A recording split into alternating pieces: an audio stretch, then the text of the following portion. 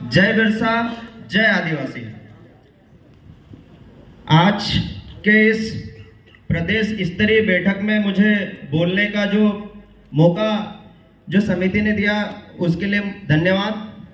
मैं अक्सर मेरी बात कुछ शेर शायरी के साथ शुरुआत करता हूँ। मैं अपनी बात एक शेर के साथ शुरुआत करूँगा। उबलते हुए खून की रवानी है जयस। मैं जयस के बारे में बताना चाहूँगा।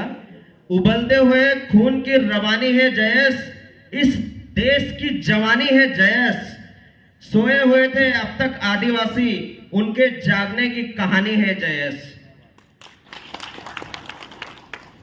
सगाजनों, खून में उबाल ना हो, बिरसा जैसी चाल ना हो, ऐसी जिंदगानी की रवानी किस काम की।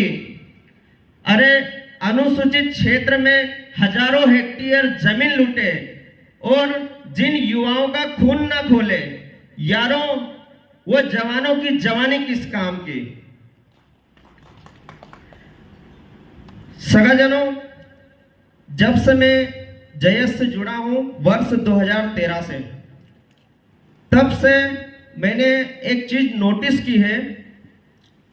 जो चेतन पटेल भाई है, लोकेश मुझाल्दा जी है, महेंद्र कन्नौज भाई है, ये लोग तब से संघर्ष कर रहे हैं। और भी बहुत सारे साथी हैं, मैं सबका नाम नहीं लेना चाहूंगा। ये लोग तब से संघर्ष कर रहे हैं जब से इनकी मूंछ नहीं उंगी थी, इवन मेरी मूंछ भी नहीं आई थी।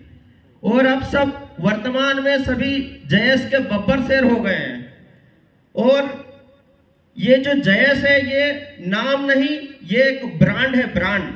और इस जयस जो हमारा जो जयस है, ये हमारे आदिवासी समाज की अंतिम सांस है। मैं इस जयस से इसलिए जुड़ा हूं क्योंकि यह सामाजिक है। बहुत सारे लोग इस जयस का अपने किसी लालच के लिए, अपने स्वार्थ के लिए इसका उपयोग कर रहे हैं, जो कि बिल्कुल गलत है। हमारे पास आज लैक ऑफ डिसिप्लिन, मतलब अनुशासन की बेहद कमी है। कौन क्या लिख रहा है, कौन क्या बोल रहा है, कोई भी अनुशासित नहीं है। हम आपस में ही लड़ रहे हैं, तो इस चीज को हमें खत्म करना होगा। दूसरा मैं बोल रहा था, उनके संघर्ष को मैं दिल से नमन करता हूं। और आप लोग, आप जितने भी यहाँ पर साथी आए हैं, जो नहीं आए, हम लोग सभी संघर्ष कर रहे हैं। साथियों, जो वैचारिक रूप से मजबूत है वही आदमी जमीन में, जमीनी स्तर पर काम कर रहा है। जो वैचारिक रूप से कमजोर है उसको दबाया जा रहा है। अब मैं आप लोगों को मुझे एक स्वप्न आया था आज से साल भर पहले। मैंने विक्रम दादा को फोन पर बताया था। मैं उस स्वप्न के बारे में, अगर विक्रम दादा इजाजत दे तो मैं उस स्वप्न के बारे में जिक्र करना चाहता हूं। साथियों, 2 मिनट का समय और लूंगा। मुझे साल भर पहले एक सपना आया था। उस सपने में मां नर्मदा अपनी तेज गति से बह रही थी। मां नर्मदा के जस्ट साइड में एक पहाड़ था। उस पहाड़ पर आर्मी, इंडियन आर्मी काले कपड़ों में कुछ युवाओं की डेड बॉडी लेकर आ रही थी। बहुत हो हल्ला मचा था, बहुत सारी पब्लिक थी वहां पर। और वो युवा कौन थे? वो युवा थे विक्रम अछाले जी, महेंद्र कन्नौज, लोकेश मुझाल्दा जी, कोलू खोड़े, ऐसे तमाम जितने भी सामाजिक समर्पित, मैं विक्रम दादा का नाम लेकर मैं, और भी बहुत सारे थे। संगीता चौहान दीदी थी उन डेड बॉडी में। इसके बाद में अपनी सीमा वास्कले दीदी थी, रामदेव काकोड़िया था। ऐसे तमाम मध्य प्रदेश के युवा थे। नितेश अलावा था और बहुत सारे लोग, मैं नाम नहीं गिना पाऊंगा आपको। देवरावन भल्लावी था। ऐसे बहुत सारे युवाओं की डेड बॉडी उधर से लेके पहाड़ से आ रहे थे, नर्मदा नदी के किनारे से पहाड़। ये मुझे सपना आया था। इसके बाद में उस जो जिसमें डेड बॉडी बंदी थी उसमें लिखा था लाल आतंक का अंत। मीडिया के साथी इसको अदरवाइज नहीं ले, मैं हमारे लोगों से बात कर रहा हूं। मैं उस पे लिखा था, जो डेड बॉडी थी उस पे लिखा था लाल आतंक का अंत। और सबकी डेड बॉडी लेके आ रहे थे उधर से। मैं इधर खड़ा था साइड में, और उधर से आर्मी आ रहे थे बंदूक लेके, जितने भी लोग थे सबको दौड़ा रहे थे। अभी कुछ दिन पहले पेपर में भी आया था, दैनिक भास्कर या काई में, लाल आतंक के बारे में, राजस्थान के जिक्र के बारे में आया था, आप लोगों ने पढ़ा होगा। मैं खड़ा था तो वो लोग उधर से आर्मी वाले आए, तो कुछ महिलाएं थी, बोले भैया आप भाग जाओ नहीं तो आपको भी मार देंगे, और एक काम करो, बोले भागोगे किधर, एक काम करो नदी में कूद जाओ आप, बोले। तो मैं आनन फानन में नदी में कूदा, पीछे से आर्मी वाले मेरे पे भी गोलियां चलाए।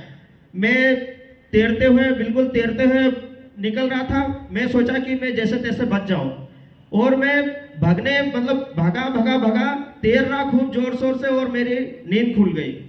जैसे नींद खुली मैं पसीने से लथपथ, और मैंने देखा कि फिर उसके बाद में मेरे को बुरा लगा, यार मेरे साथियों को मार दिया। और मैं, चूंकि मैं समाज के बारे में सकारात्मक रूप से सोचता हूं, इसलिए मेरे दिमाग में इस तरह की बातें न जाने कैसे आई, और मैं नींद खुल गई मेरी। उसके बाद पसीने पसीने हो गया, मैं पसीने से लथपथ। फिर बाद में मैं बाहर वाले कमरे में, जहां मैं सोया था उससे बाहर वाले कमरे में जाके मैं रोने लगा। तो मेरी मैडम बोली, भाई आधी रात को किसकी याद आ गया आपको, क्यों रो रहे हो? मैं खूब रोया। रोया मतलब मैं कमजोर नहीं हूँ, रोने का मतलब मैं भावनाओं में बह गया था।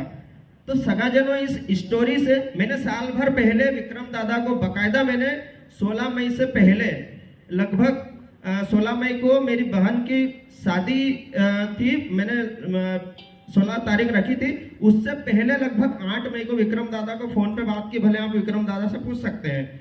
तो इस कहानी का सारांश ये है, ये सपना है या हकीकत है, हमको जो वर्तमान की जो राजनीतिक ताकतें हैं, जिन्होंने संविधान को कुचल दिया है, आप देख सकते हैं अनुसूचित क्षेत्र रतलाम में इतनी बड़ी, मतलब खुलेआम वो लोग हमारी जमीन हमसे छीन रहे हैं, और हम हमारी जमीन नहीं बचा पा रहे हैं। और जो युवा आवाज उठा रहे हैं, विलेश भाई जैसे वैचारिक लोग, उनको जेल में डाल रहे हैं।